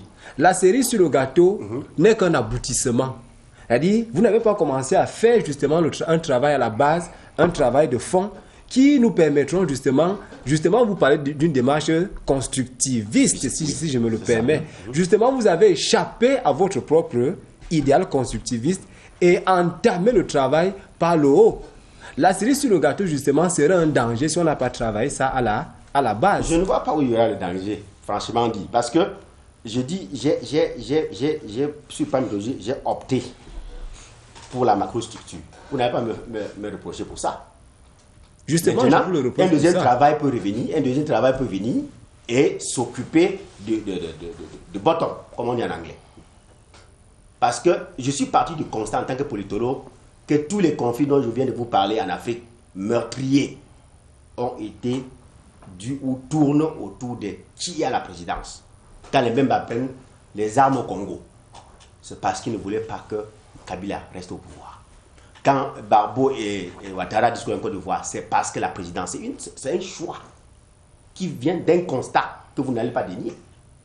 On n'a jamais eu un conflit en Afrique qu'on discute le poste d'un député. Non. Qui est au pouvoir, c'est ça. Donc, maintenant, je suis d'accord avec vous que par la suite, n'est-ce pas, il y a des travaux qui peuvent continuer. Ça, c'est vrai. Au niveau micro. Je reviens avec vous sur la dénomination de votre démocratie représentative. Non, rotative, pas représentative. La démocratie rotative, autant pour moi. Oui. Vous lui donnez une coloration anthropologique, si je vous entends bien, avec justement des éléments ethno-tribaux. Mais bon, ethno-tribal, c'est un concept qui... Il semble que, tel que vous la concevez, oui, elle a vocation essentiellement hégémonique. Et qu'est-ce que vous allez faire, par exemple, des Bourreaux et des Pygmées? Puisqu'il faut roter, à un moment donné, il y aura un effet boomerang. C'est-à-dire comme quoi, les Pygmées et les Bourreaux pourront vous réclamer aussi qu'ils auraient leur tour. En effet. Oui, on a parlé de ça tout à l'heure quand la notion de tour qui revient. Serge, parce que nous avons d'ailleurs voulu parler de Ndjangi ou de Tontine, du fauteuil présidentiel, c'est-à-dire que chacun attend son tour. Et donc, si on fait le tour au bout de 50 ans et que ce sont des groupes ethniques hégémoniques qui chaque fois ont le pouvoir, est-ce qu'on ne va pas créer une frustration au niveau des minorités ethniques qui sont dans les régions mais qui n'ont jamais vu leur tour arriver? Il y a même... Monsieur Tongué, oui. Vous confondez toujours ethnie, tribu et clan. C'est ça le problème. Mais c'est la réalité camerounaise. Ouais. C'est que, je vous dis, la vendeuse de beignets qu'on essaie de manipuler. Vous-même, vous avez indiqué que l'ethnie est manipulée par l'élite. Par les entrepreneurs politiques. Oui. Pour les fins pouvoiristes. C'est ça. Vous le dites à peu près ainsi. Mais la vendeuse de beignets, à qui on a dit... Toi, Bamileke, tu n'as aucun lien anthropologique, disons-le ainsi, ou culturel, avec le Bamoun voisin. Nous sommes deux entités complètement différentes. Comment on réussit à lui inculquer l'idée que le Bamoun et le Bamileke sont des Tchika et donc devaient se sentir une appartenance à une ethnie précise? Vous dites qu'on... C'est peut-être le travail pédagogique que sujet Pascal est là. Vous dites qu'on lui a inculqué. Qu'on lui a inculqué. Dans une construction, une manipulation. Il faut donc déconstruire la manipulation. Ce sont les entrepreneurs politiques qui le font. Et je suis d'accord avec Dr. Ella qu'un travail pédagogique doit être fait. Mais ensemble, on verra les mécanismes, les tenants et aboutissants de cette pédagogie. Oui. Pour revenir sur le concept d'Ndjangi, ça c'est un terme un peu réducteur que je n'aime pas utiliser. C'est pour faciliter la compréhension. C'est au cœur du système. Parce que justement, on a l'impression que vous êtes un peu dans votre bulle, vous êtes dans les VAPS, pardonnez-moi de le dire ainsi. Oui. Il y a une réalité. Le Ndjangi. Il y a une réalité du terrain. Oui. C'est une expression d'un ancien premier de ce pays. Politique, Ndjangi. Je parle de ça dans le livre. Voilà. Voilà. La différence, c'est quoi? Il ne faut pas qu'on réduise un concept comme celui-là à des choses comme ça. Dans le Ndjangi, quand on cotise, on donne à quelqu'un, on donne tout, tu bouffes tout. N'est-ce pas? Oui. N'est-ce pas? Il attend son tour. Il attend son tour pour bouffer tout. Mais dans la rotation, on ne donne pas le pouvoir à une région pour que la région bouffe seule, ou que la région prenne tout pour elle seule. Non. C'est pour gérer toute la République. C'est la différence. Voilà. Et même si le Ndjangi, même si sur le plan philosophique, l'idée d'un Ndjangi est derrière. Si les gens sont dans le Ndjangi, dès que vous pouvez ne cotiser pas, il y a un problème, on vous amène au tribunal. Oui, tout à fait. Voilà. Professeur, il y a des responsabilités. Le Ndjangi révèle ou bien relève la jouissance du pouvoir, parce qu'il y a des ennemis qui jouissent du pouvoir à travers des représentants. Vous allez rencontrer quelqu'un du Nord qui estime que Souaïdjo Ils n'étaient pas plus riches qu'aujourd'hui, mais ils avaient au moins l'impression que c'est un des leurs qui est au pouvoir. Je parle de la jouissance du pouvoir. Professeur, oui, que vous, et à ce niveau justement, que vous rappelle justement la problématique de l'électeur rationnel? Rational choice. Même au sein de Dogan, l'électeur rationnel ne va faire son choix que par rapport à ses intérêts du temps. C'est-à-dire, quand il met son vote, il va faire son choix par rapport à ses intérêts du temps. Et les intérêts là vont être articulés par les programmes politiques. Et je reviens encore justement sur l'orientation méthodologique que vous avez abordée ici. Je vous ai dit au départ qu'il y avait un peu trop d'idéalisme. Quand vous revenez un peu à la page 15 de votre ouvrage, c'est-à-dire qui est l'élément conçu de votre introduction, quand vous parlez de la bonne gouvernance, vous êtes trop idéaliste, professeur. C'est-à-dire on ne revoit pas, on ne ressent pas justement un chercheur africain qui a tendance à résoudre les problèmes qui sont propres aux États africains. Pourquoi, dans la construction de la bonne gouvernance, vous n'avez par exemple pas mentionné l'hypothèse de l'amélioration des conditions de vie des citoyens, qui serait un élément fondamental dans la mise en place de la bonne gouvernance? Voilà pourquoi je vous ai taxé au départ d'idéaliste et utopiste. Non. Là, vous mélangez les choses. La satisfaction des besoins fondamentaux des populations et l'aboutissement de la paix positive. Puisque c'est un élément anthropologique qui rentre dans la gouvernance type africaine. Je ne sais pas si c'est une gouvernance type africaine. Non, puisqu'il faut bien entendu la contextualiser. Vous n'allez pas rester dans le discours de l'ONU, des organisations internationales pour bâtir ce que vous appelez bonne gouvernance. C'est Guy Monet qui parle de ça. C'est pas Guy Monet, c'est un Africain, c'est un Malawien. Oui, mais sauf que cette bonne gouvernance elle est accolée justement à la représentation onusienne. La bonne gouvernance. Pourquoi ne pas penser à un mécanisme de bonne gouvernance qui soit propre justement au contexte, puisque vous avez une orientation essentiellement socio-anthropologique de la démocratie rotative. Mais pourquoi ne donc pas mettre en place un mécanisme de bonne gouvernance qui soit adapté justement à notre contexte? Qu'est-ce que vous entendez d'abord par vu qu'on s'entend sur les termes? Justement, c'est vous qui l'évoquez dans votre ouvrage. Guy Monet, c'est un Malawien, n'est-ce pas? Il introduit un article par le principe de bonne gouvernance qui pour lui serait, déjà en 90, après la BOL, quand on conditionne l'aide au développement, il y a un concept de bonne gouvernance qui a dans cette bonne gouvernance, c'est quoi? C'est la bonne gestion, n'est-ce pas, des affaires publiques pour la satisfaction des besoins fondamentaux de la population. Sans corruption, sans népotisme, ainsi de suite. La démocratie rotative, je veux dire quoi? La démocratie rotative va donner la possibilité au peuple, chaque fois, de sanctionner ceux ou celles qui gèrent mal la chose publique. Et va donc servir de boussole pour qu'on atteigne donc cette bonne gouvernance dont vous parlez. Comment donc gérer les ressources humaines, les ressources matérielles, financières, ainsi de suite, pour la satisfaction des besoins fondamentaux de la population qui relèvent de ce que nous appelons en piston. Professeur, attendez. Celui qui n'a pas de télé, qui n'a pas de route, qui n'a pas d'infrastructure, comment est-ce qu'il fera pour sanctionner un dirigeant dont il n'a pas... Comment vous pouvez dire aujourd'hui que quelqu'un n'a pas de télé? Le téléphone portable est dans les villages. Vous pouvez me dire ça? Je ne suis pas d'accord avec vous, professeur. Bon, être d'accord n'est pas un argument. Si vous allez par exemple, dans des localités d'Auvin, après Djoum, vous êtes sûr que là-bas tout le monde a un téléphone portable? Bon, je ne suis pas encore arrivé là-bas pour savoir. Je ne suis pas encore arrivé là-bas. Il faut que j'y aille pour savoir. Voilà pourquoi je vous disais tout à l'heure. Mais vous ne pouvez pas aujourd'hui dire que vraiment le téléphone portable, l'Internet, l'Afrique est couverte et arrosée partout. Puisqu'il y a des zones. Il y a des zones encore au Cameroun. Les 30% de pénétration. Il y a des zones encore au Cameroun. Voilà. Il y a des zones encore au Cameroun où il n'y a presque pas d'électricité. Ça va arriver. Ça va arriver. Et si c'est la démocratie rotative donc appliquée, les dirigeants seront donc plus soucieux à régler ce genre de problème. Professeur, maintenant je reviens sur l'élément où... Pour sortir du duel. Où vous et moi nous ne nous entendons pas. Oui.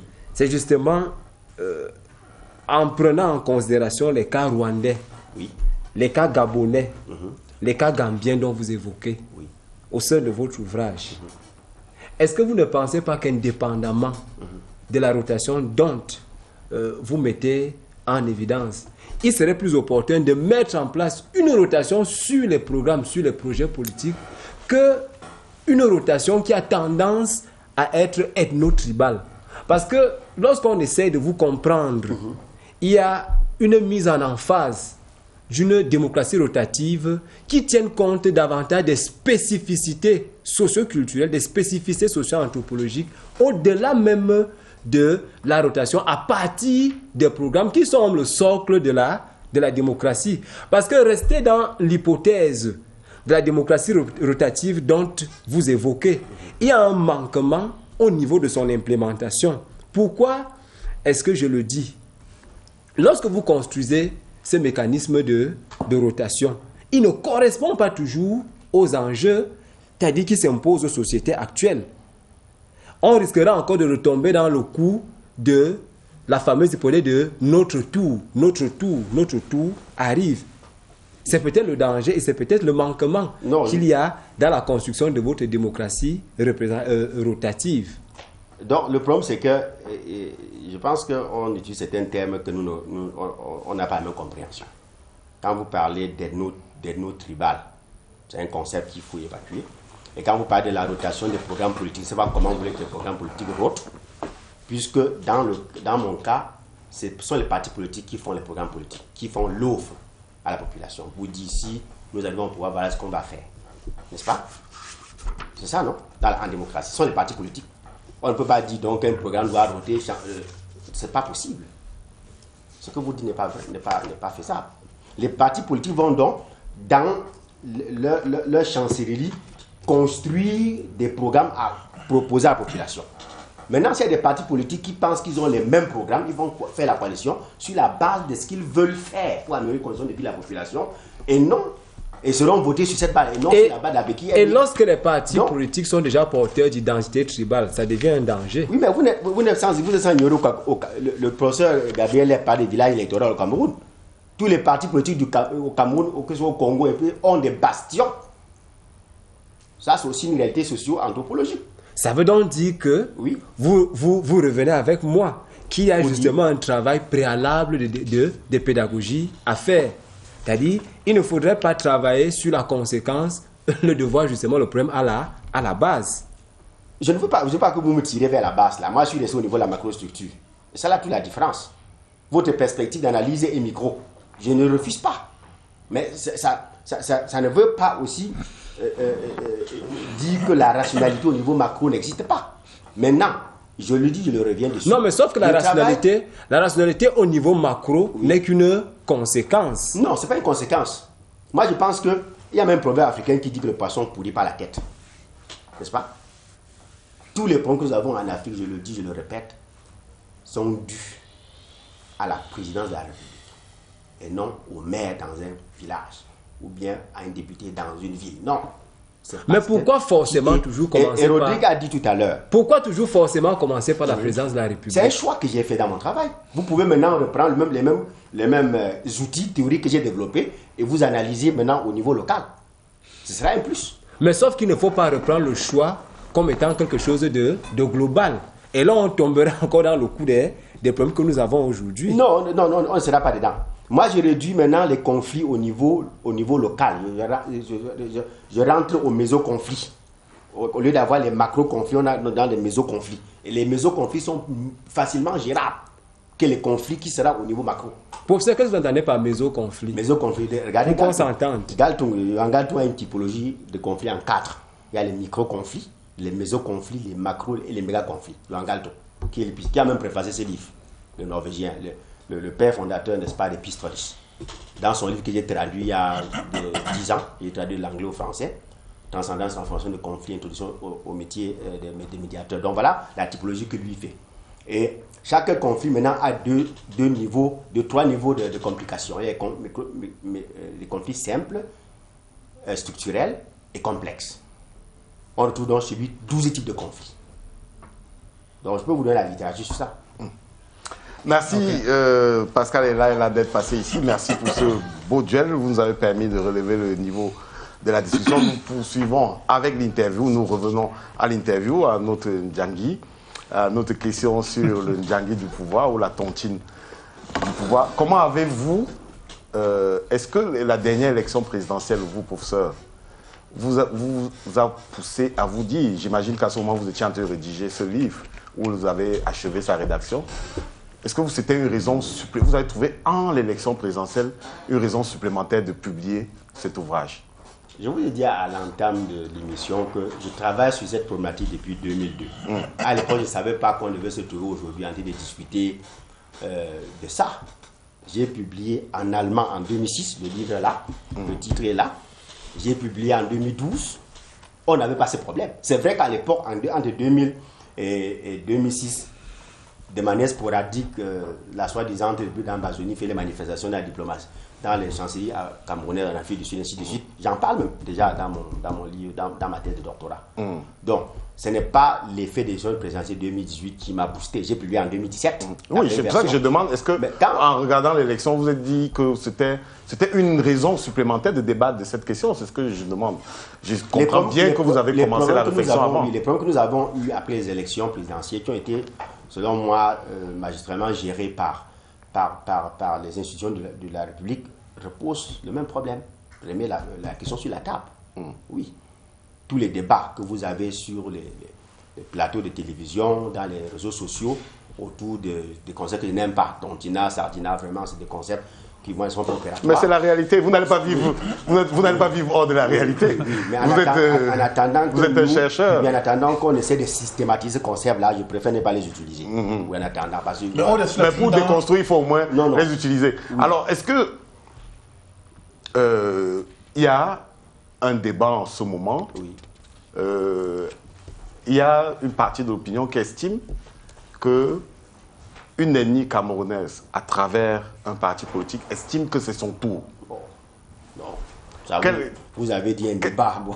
Oui, mais vous vivez avec nous. Je vais mettre un étudiant sur ça en master. Il va me dire la vérité. Oui, je n'aime pas parler des choses qu'on raconte de gauche à droite. J'aime m'asseoir, étudier et voir. On va mettre un étudiant sur ça. On reviendra. Sauf que dans votre ouvrage, vous avez justement parlé des groupes conflictuels. Oui. L'on a constaté véritablement que cette ethnie, les Bamileke en l'occurrence, constitue au moins 8 pages dans l'élaboration théorique que vous avez présentée. Oui. Est-ce qu'aujourd'hui, il n'y a pas un parti pris pour ce groupe ethnique qui, à l'heure actuelle, a besoin justement d'avoir l'alternance politique? Bon, ça, je ne peux pas défendre aux gens, à qui que ce soit, d'avoir des ambitions. Je ne peux pas. Je n'ai pas le pouvoir de le faire. Je dis bien, quand j'ai analysé ces histoires de 2000 et 2006, je n'avais pas ça en tête. C'est une coïncidence que ça arrive aujourd'hui comme ça. Vous voyez un peu? Et la question on dit qu'un groupe ne va pas. Bon, ça c'était. Mais vous avez entendu ça? Qui estiment que j'ai entendu ils ont le pouvoir économique et qu'il n'est hors de question qu'on leur attribue le pouvoir politique. Qu'en dites-vous? Est-ce qu'ils ont vraiment le pouvoir économique? Je ne sais pas. Il faut d'abord faire le travail. Ok, scientifique. Ok, professeur. Mais vous avez entendu. J'ai entendu. Avant qu'on a. Oui, mais j'ai entendu. Vous êtes là pour nous éclairer, prof. Il y a eu des précédents historiques. Pour vous éclairer, je dois avoir. Voilà, il y a eu des précédents historiques. Oui. On a le discours de Monseigneur Dormo, d'Alben Dormo sur le dynamisme Bamileke, et qui devait, il ne l'a pas dit, mais on imagine bien qu'il devait être bouclé par la conquête de la magistrature suprême. C'est ce que le professeur Dormo dit dans son livre. Je dis qu'il ne l'a pas dit, mais on imagine bien que ça devait être débouché. Vous imaginez les choses. Mais la superpuissance de Bamileke, c'est pourquoi? Non. Qu'est-ce qu'il dit? Cette histoire même de dynamisme Bamileke cache notre réalité que les gens ne savent pas. Laquelle? La débrouillardise. Je te conseille de débrouillardise. Regardez ça. Oui. En sciences sociales. C'est-à-dire qu'il y a une popularisation à outrance d'une couche de ce même groupe qui est victime, n'est-ce pas, de ce que je pourrais appeler l'exploitation à outrance du néolibéralisme dominant. Donc ne prenons pas quelques success stories pour dire que les gens sont comme ça, non. Donc le dynamisme... on a eu au sein du clergé, on a connu au sein du clergé au moment de la nomination de Monseigneur Wooking, paix à son âme, comme archevêque de Yaoundé, il y a eu une sorte de levée de bois vert contre lui en raison de ses origines. Parce qu'on estimait que, originaire d'une région qui détient, ou bien d'une ethnie qui détient déjà le pouvoir économique, on ne pouvait pas l'installer à la, j'ai envie de dire, un des archidiocèses les plus importants du pays, comme Yaoundé. Bon. Vous avez entendu cela au moins? Bien sûr, j'en parle dans le livre. C'est une manifestation de ce qui nous occupe aujourd'hui. C'est des choses qu'on ne peut pas prétendre détruire à 100%. Nous sommes en sciences sociales et en sciences humaines. Et l'être humain, le problème de Dr. Memandria est divin ondoyant. Vous ne pouvez pas prévoir le comportement des êtres humains. Mais la législation et le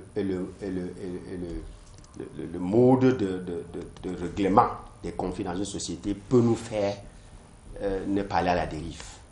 Et c'est ce que la démocratie rotative propose. C'est ce que la démocratie veut régler. Alors, professeur, oui. 2019 devrait, et je reste sur le conditionnel, être une autre année électorale, Oui. avec au moins 3 élections prévues, dont les élections régionales qui devraient compléter l'architecture de la décentralisation. Dans ce que vous proposez, vous ne refusez pas la décentralisation, vous ne refusez pas le découpage actuel, qui est de 10 régions. Comment est-ce qu'on superpose tout ça? C'est-à-dire on a déjà 10 régions, on aura encore la région électorale. Oui, je parle de régions électorales et de groupes électoraux.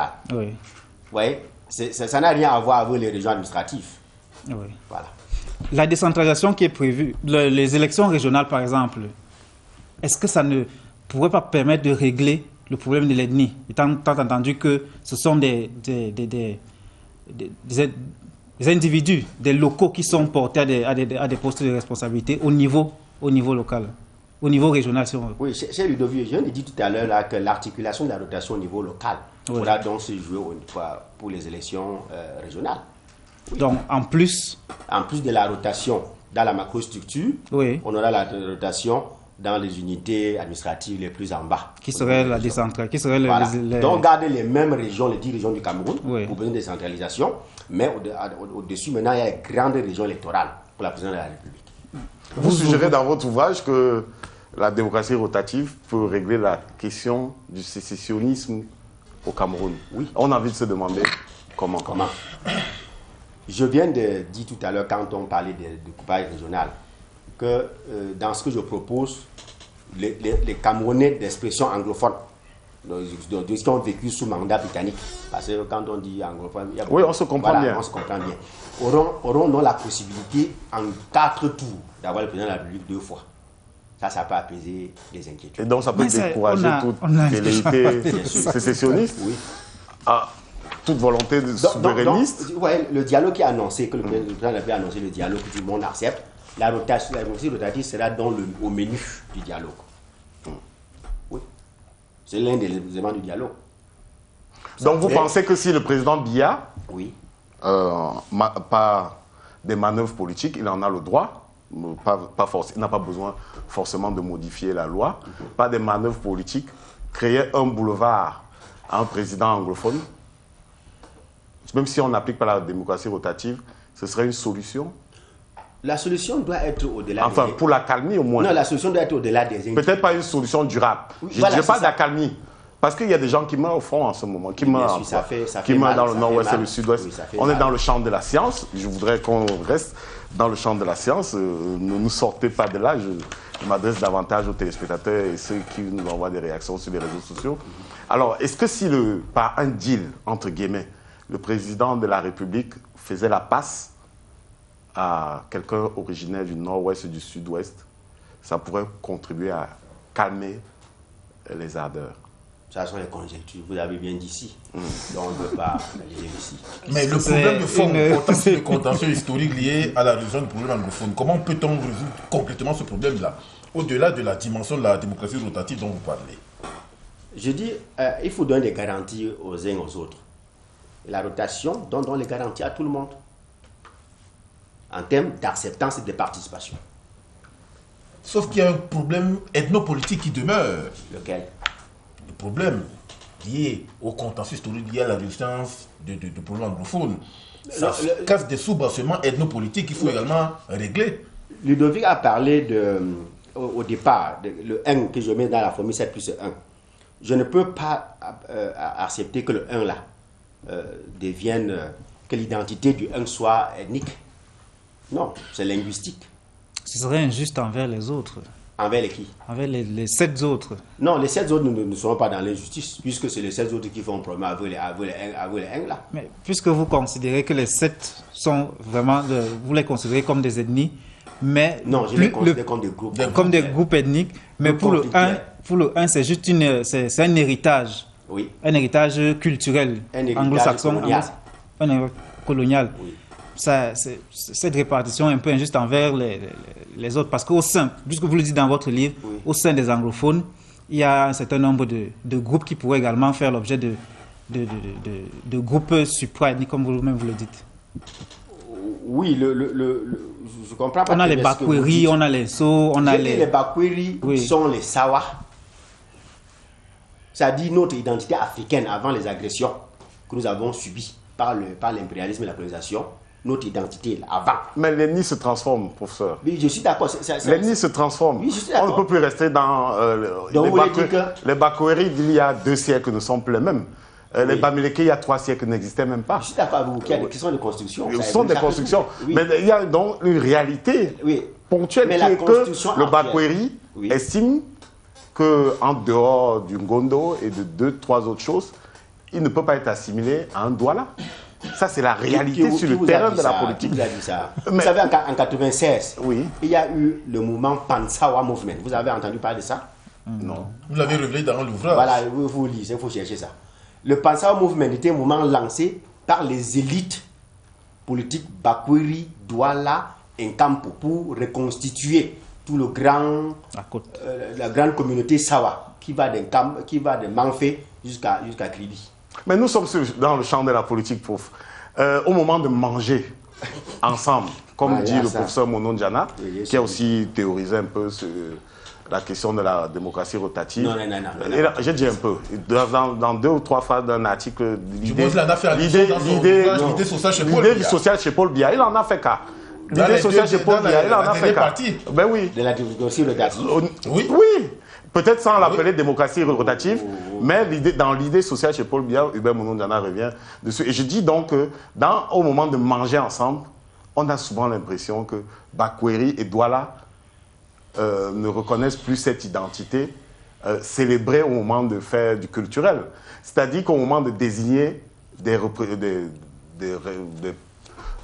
cadres de l'administration, de désigner des ministres, des directeurs généraux d'établissements publics ou d'entreprises publiques, si vous nommez un Douala en estimant que c'est un représentant de Sawa à cette assemblée-là ou à cette fonction-là, je suis sûr que vous avez Tolé général en face, on vous indique que non, lui c'est un anglophone. Ça c'est la réalité camerounaise. Est-ce que le ministre Mafani Moussongue, voilà, qui est un Sawa, était Premier ministre, regardez-moi dans les yeux, dites-moi qu'il était représentant des Douala en tant que Premier ministre également, dans la réelle politique camerounaise. Nous parlons là des élections présidentielles et non des ressources. Mais il y aura résurgence, il y aura effet de cette vision de l'ennemi-là sur le choix du président dans la démocratie rotative. Ce sont des Camerounais qui vont voter manifestement. Je suis d'accord. Le parti politique qui va donc faire le choix de tel ou tel candidat va répondre devant le peuple camerounais, tout le peuple camerounais. Ce ne sera pas seulement les Sawa qui vont voter, c'est tout le peuple camerounais qui vont voter. Sur la base de ce que le candidat propose pour régler les problèmes de tous les jours, comme le docteur vient de dire. Vous voyez, la connexion qu'il y a entre les centres et les périphéries, ça je reviens sur le discours avec le professeur Monon-Djana, les centres et les périphéries.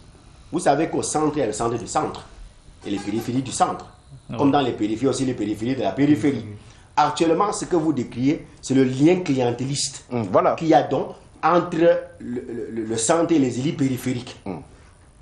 Dans le sens de ce que vous connaissez tous. Comment donc partager, comme on a dit, le power sharing ou l'équilibre régional, partager le gâteau.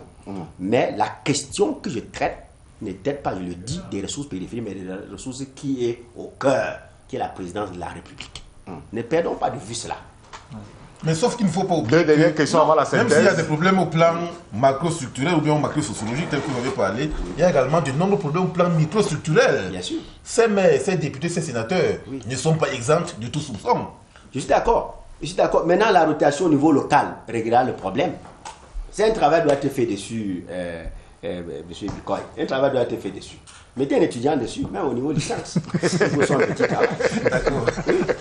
Alors, professeur, si... au moins le cadre théorique est là, n'est-ce pas? Les outils théoriques sont là pour analyser. Les gens ne vont plus aller réinventer la roue de l'histoire. Avec la préface de Yohan Galto, le conseil établi avec toute sa nomenclature. Vous avez envisagé que la démocratie rotative telle que vous l'avez conçue ne soit pas intégrée dans la majda juridique ou bien dans le mécanisme d'évolution du pouvoir au Cameroun. Vous avez certainement intégré ça, puisque vous jetez une bouteille dans la mer, oui. Vous avez indiqué. Si les poissons de l'eau l'ignorent, voilà. Le bon Dieu l'amènera à rivage. Donc, rentrons donc dans le cas de figure que ce ne soit pas intégré. Quelle pourrait être l'autre solution d'apaisement au moment de l'organisation d'élections présidentielles au Cameroun? Parce qu'on a bien le sentiment, on peut se tromper, depuis l'élection de 2008, qu'une élection présidentielle, 2018, qu'une élection présidentielle au Cameroun ne sera plus simple. Bon, quand ça arrivera, on va analyser, on saura. Bien sûr. Est-ce que vous avez entendu parler de ces querelles ethniques autour de la présidentielle, la période post-électorale, ces querelles, ce repli identitaire, le débat même s'est déporté au niveau du Conseil constitutionnel. Oui. Comment vous, en tant que chercheur, percevez tout cela? Vous avez un avis, si ce n'est en tant que chercheur, oui, en tant que citoyen? Il faut dire que ce n'est pas une particularité camerounaise. J'observe les élections au Burundi, en Ouganda, au Congo, et ainsi de suite. Ce n'est pas une particularité camerounaise. Mais pourquoi ça s'oppose avec acuité seulement maintenant? Peut-être en 92, on a bien ressenti avec le bloc Bechi et Anglo-Bami. Vous savez pourquoi? Mais en 2018, on a eu l'impression qu'entre 92 et 2018, il n'y avait pas eu d'élection au Cameroun. Si on voit la question à travers ce prisme, le prisme ethno-tribal. Le problème que nos États ont, c'est que, contrairement aux États européens, où la nation, il y a eu un foisonnement de la conscience nationale avant la création des États. Chez nous, on a fait l'inverse, avec la conférence de Berlin. On a créé les États avant de vouloir créer une conscience nationale. Alors qu'en Europe, si vous regardez bien, en Allemagne, en France, il y a eu un foisonnement de la conscience nationale dans la littérature, dans la poésie, dans l'art, ainsi de suite, avant les unités de ces États, en 71 pour l'Allemagne, ainsi de suite. Donc, la difficulté que les Africains ont, c'est à ce niveau. Il faut donc être patient et construire. Ça ne va pas être du jour au lendemain. Ça va prendre du temps pour que la citoyenneté soit pleinement épanouie. Et ce serait à travers quoi? Le mariage? Ce serait à travers quoi? La dislocation de l'association de communautés, de ressortissants Maka de Yaoundé, les ressortissants. Non, c'est vous, on est tout. Il y a l'école est là. L'école, n'est-ce pas? L'école est là pour créer une conscience citoyenne. Mais l'école ne sera pas une nouveauté. L'école, c'est pas nouveau. L'école est là, l'école au Cameroun depuis l'arrivée des colons. On revoit les programmes, on introduit certaines choses qui vont faire que les enfants sortent de l'école primaire déjà à un certain niveau, une conscience des Camerounais. Et la rotation que je propose est l'un des éléments. Est-ce qu'on pénalise par exemple le tribalisme ou l'ethnicité? On va pénaliser pourquoi? Oui. Pourquoi? Les actes tribalistes. Les connotations négatives qui sont construites autour. Non, il y a les connotations négatives. Les connotations négatives sont l'œuvre des entrepreneurs politiques. La tribu en soi n'est pas un problème. Quelle est c'est quand il y a une récupération, la durée. Quelle est la durée de mandat présidentiel que vous proposez pour que la rotation soit plus facile et qu'on évite de se retrouver avec... Comment? Pour que la rotation soit plus rapide. Que le tour des autres arrive rapidement. Disons les choses telles qu'elles sont. Parce qu'il s'agit de tout, on est bien dans la logique de tout. J'ai proposé 5 ans x 2. On peut me rentrer à 4 ans. Ça dépendra des acteurs. Ou on reste à 7 ans. Où est le problème? Moi, je n'ai aucun problème. Donc si on a eu ce calcul tout à l'heure, donc il faudra attendre 56 ans pour que un tour finisse avec 7 ans. Où est le problème? C'est-à-dire que si on a un président originaire du Mayo-Bagnoud, c'est-à-dire le Grand Nord, on n'aura pas notre président originaire ni de Garoua dans le Nord, ni de Kolofata dans l'extrême nord ou de Yagua. pendant 56 ans. Oui, oui, c'est ça. Merci, professeur. Mais en tout cas, je voudrais qu'on sorte par là, que vous rassuriez à nouveau les Camerounais que nous ne sommes pas 250 ou 350. Non, pas du tout. Vous ne nous avez pas donné le nombre au début.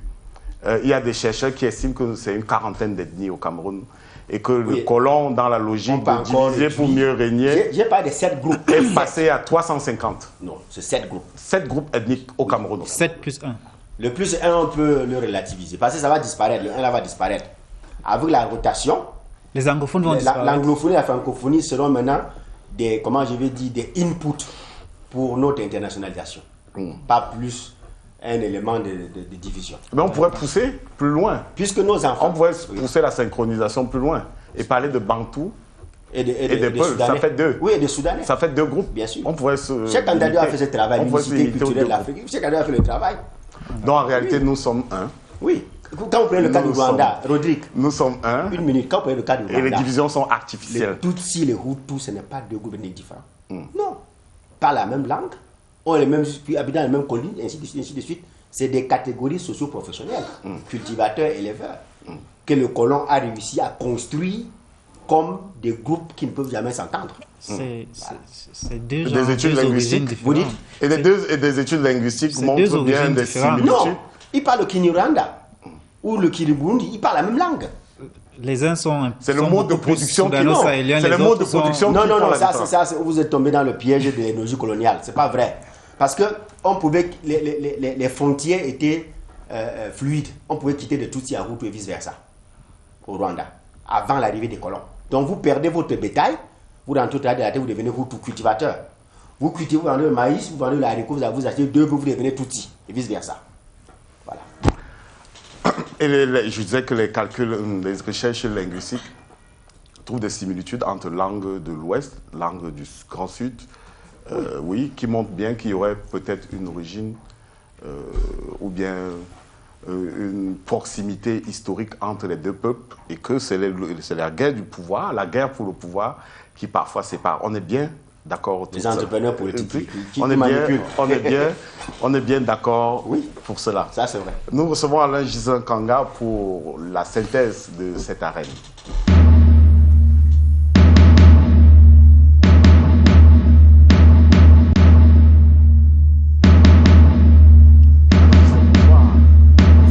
Bonsoir à tous.